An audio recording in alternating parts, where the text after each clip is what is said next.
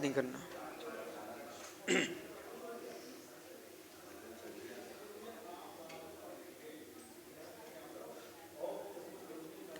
यहाँ पर लघु स्त्री में भट्टक्लंग स्वामी आचार्य प्रभु समझा रहे हैं कि अनुमान प्रमाण बहुत गंभीर प्रमाण है। अनुमान बहिर्ज्ञान नहीं है, अनुमान आत्मज्ञान है। अनुमेय पर पदार्थ हो सकते हैं, साधन भिन्न हो सकते हैं, पर अनुमान ज्ञान आत्मा से भिन्न ज्ञान नहीं है। श्वेत सागर जी,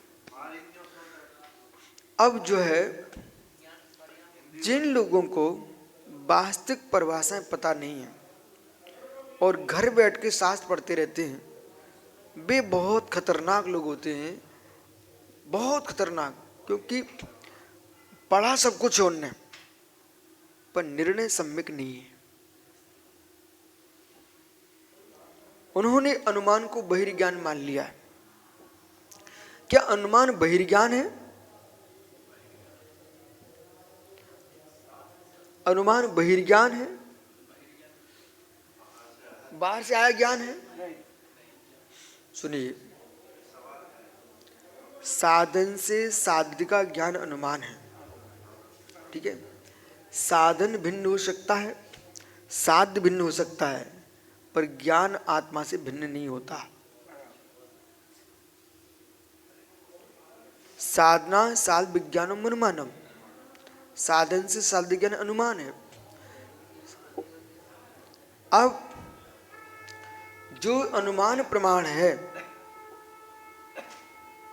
अनुमान प्रमाण है, अनुमेय भिन्न होता है। अनुमेय भिन्न है, अनुमाता भिन्न नहीं है। प्रमेय भिन्न है, प्रमाण भिन्न नहीं है। मेरे शब्दों को पकड़िए मात्र। अनुमेय भिन्न है, अनुमेय का साधन भिन्न है, अनुमाता भिन्न नहीं है और प्रमाण भिन्न नहीं है। हम दूसरे पक्ष से बोले तो सबको समझ में आता है। जो प्रमाण है वो सम्यक ज्ञान है, तो क्या परोक्ष प्रमाण जो अनुमान है वो परोक्ष प्रमाण का भेद है? जो परोक्ष प्रमाण अनुमान जो प्रमाण है वो मति ज्ञान का विषय है। किसका विषय है? मति ज्ञान का। किसका विषय है? मति ज्ञान का। किसका विषय है? मति ज्ञान का। अब सुनिए, मति स्मृति संज्ञा चिंता विनिवृत्ति अर्थांतरम। आप लोग बोलो कम, सुनो ज्यादा। मति स्मृति संज्ञा चिंता अभिनिवृत्ति अर्थांतरम, ये मति स्मृति संज्ञा चिंता अभिनिवृत्ति अर्थांतरम, ये मति ज्ञान के ही पर्यायवाची नाम है। अब पर्यायवाची होने पर भी इनमें वाच्यवाचक भिन्नता है। बेटा सुन रहा कि नहीं? वाच्यवाचक भिन्नता है। वाच्यवाचक भिन्नता के कारण इनको मति स्मृति संज्ञा चिंता अभिनिवृत्ति। अब चलिए आप, स्मृति प्रतिज्ञान तर्क अनुमान आगम, ठीक। अब जो आगम प्रमाण है वो भी परोक्ष प्रमाण है, पर उसको तुम कहां ले जा रहे हो? श्रुत ज्ञान के पास। पर वास्तव में वो क्या है?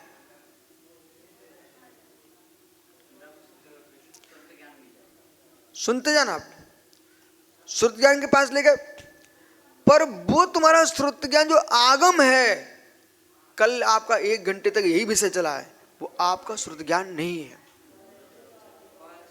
सुने कि नहीं? ये द्रवश्रुत की व्याख्या कर रहे हैं।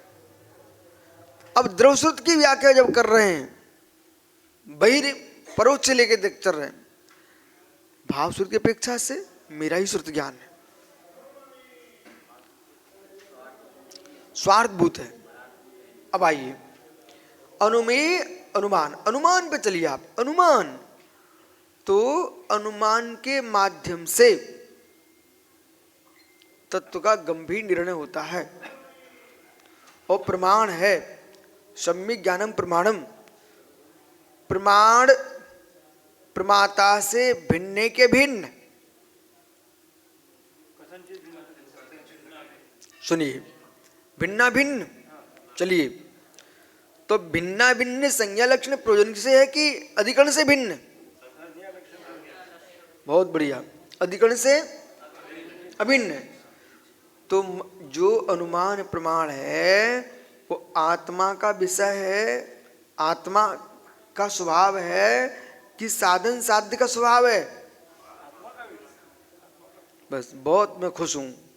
तुम यदि ऐसे नहीं बुलवाते तो तुम उल्टे जा रहे थे सबके सब। किसका विषय बनना चाहिए सागर जी? आत्मा का। अनुमान है, वो अनुमान ज्ञान साधन से साध्य ज्ञान कौन ले रहा है? आत्मा।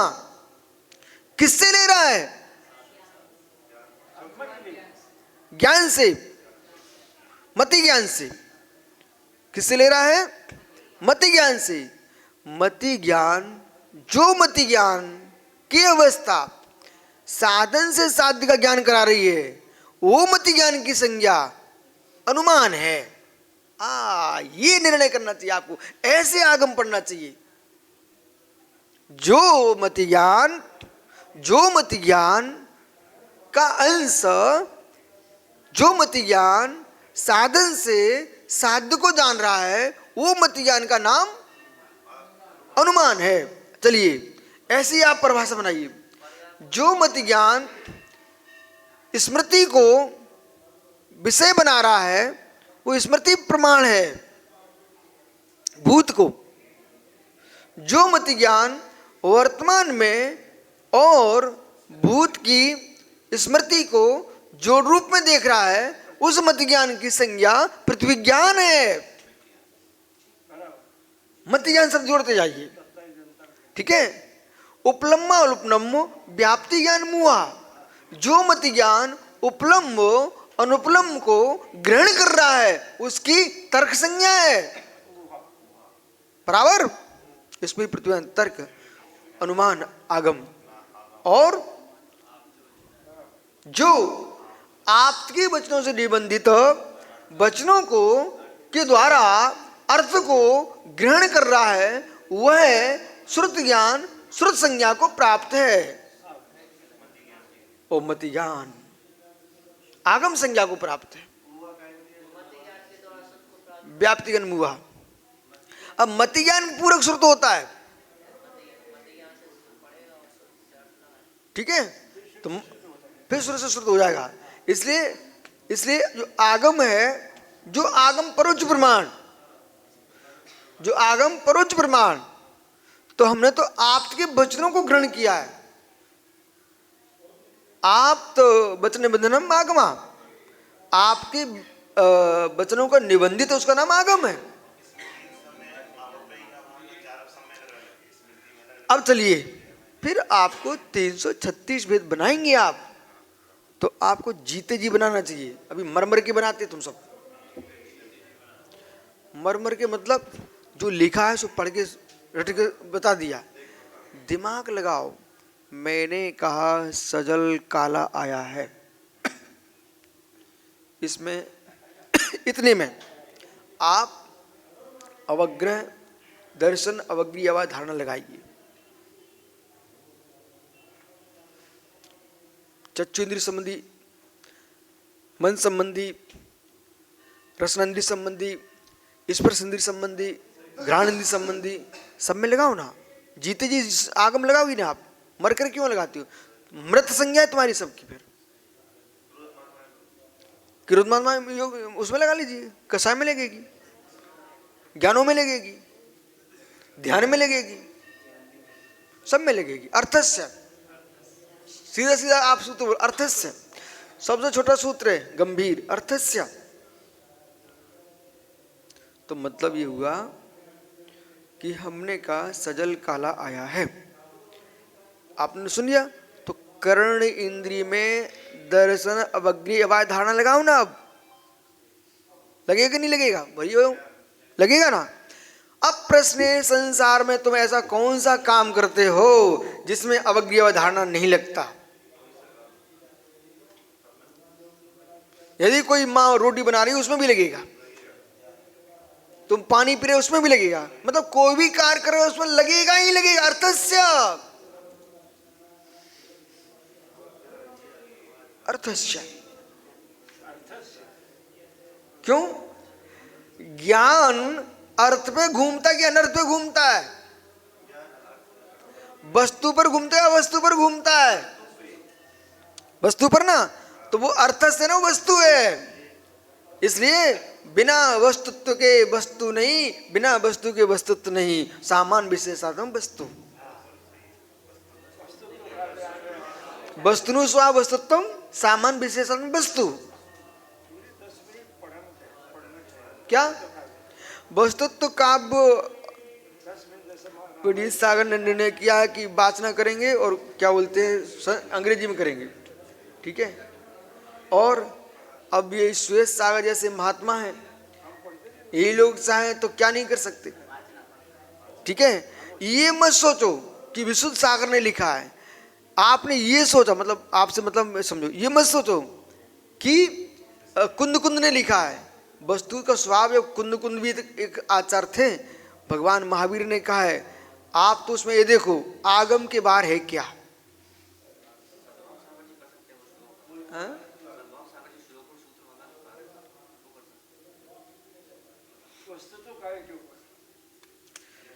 पर मुझे ये मालूम है वस्तुत्व को कुछ अंश उसमें ऐसे हैं जिसको आगम का ज्ञान होगा, ये समझ पाएगा।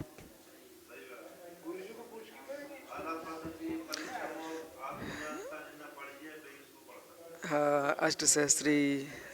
चलिए,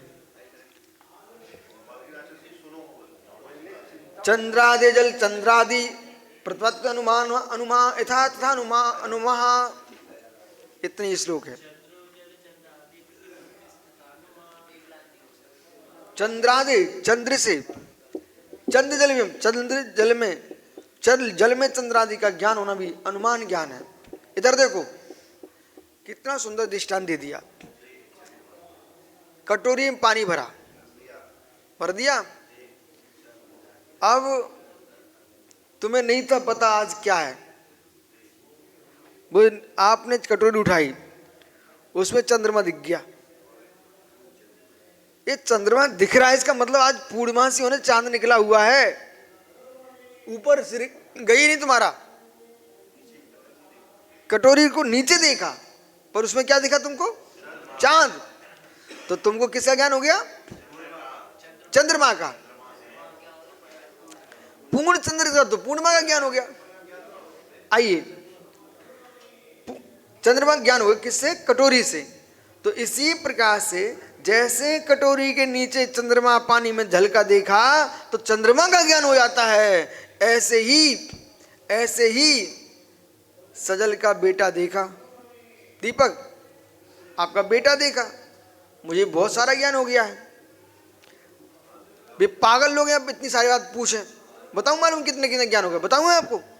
हमने दीपक का बेटा देखा वर्धमान, बेटे को देख करके मुझे ज्ञान हो गया इसका ससुर भी होगा, सासू भी होगी।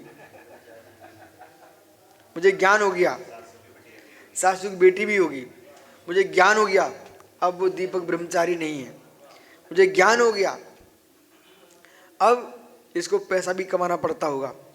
बहुत सारा ज्ञान एक अनुमान से, कितना ज्ञान हो गया। अनुमान प्रमाण मान है, तीर्थंकर की सिद्धि करने वाला अनुमान प्रमाण है।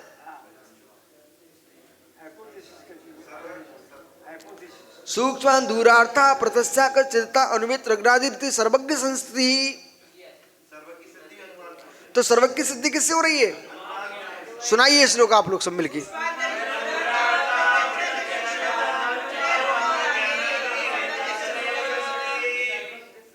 तो अब बोला जैसे जल में चंद्र का ज्ञान होता है ऐसे अनुमान से तीर्थंकर का सर्वज्ञ का ज्ञान होता है। ठीक है। अब सुनिए, अब तुम नई भूल में जा रहे हो। अभी मैंने क्या बोला? अनुमान प्रमाण से, अरे बालक, अनुमान प्रमाण तभी लगेगा जब स्मृति प्रमाण भी तुम्हारे पास होना चाहिए, परोक्ष प्रमाण सारे होना चाहिए, प्रत्यक्ष प्रमाण भी होना चाहिए।